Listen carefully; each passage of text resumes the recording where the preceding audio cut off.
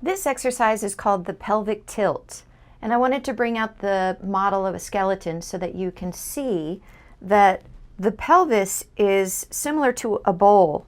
And when you do a pelvic tilt, you're actually, if you imagine it filled, this bowl filled with water, you can tilt the pelvis so the water spills out the front and the water spills out the back. So if you were lying on your back, and this is the front of you, and you're lying on your back with your knees bent, you can learn how to tilt your pelvis backwards so the water is spilling out the back. And when you do that, you should feel your spine connect to the table or the floor. And spilling out the front, you'll feel this space in between the floor and your back. So I'll have Jessica demonstrate this. Okay, so you have your knees bent, and now I want you to tilt the pelvis forward so you're spilling out the front, and you can see that it creates a space in between the floor and her spine. And now you spill it out the back, or backward pelvic tilt. So try to do that, roll it forward and then roll it back. And real slow motion. That's it. Good. And when you go and roll it out the back, that's a backward pelvic tilt or a posterior pelvic tilt. And you'll feel your abdominal wall turn on. That's these muscles right in the front. And there's one particular muscle called the transverse abdominis that actually runs this way. And this is a good way to isolate that particular muscle. Now I want you to keep that pelvic tilt position where it's a backward pelvic tilt.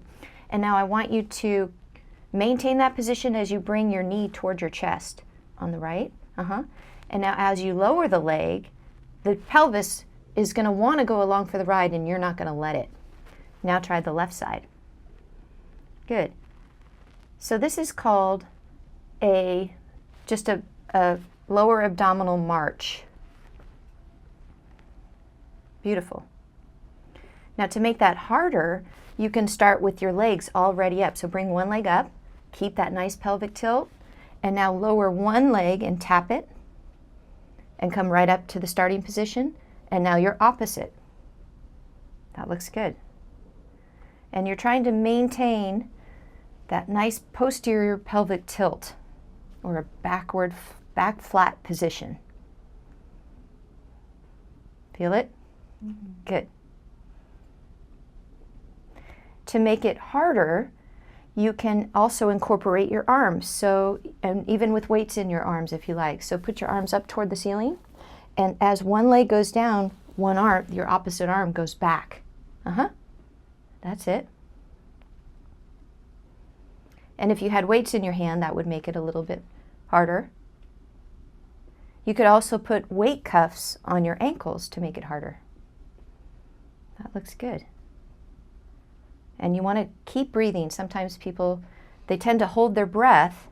You want to continue to breathe so that you still get the oxygen to the muscles. Good.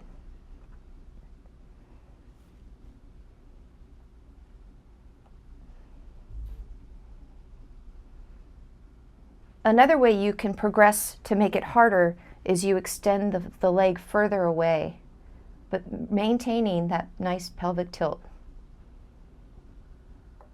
If you feel your back coming up, then you have to reset that pelvis. If you still can't keep that nice pelvic tilt position, then you have to make sure that you're keeping the knees bent. That's good. Okay.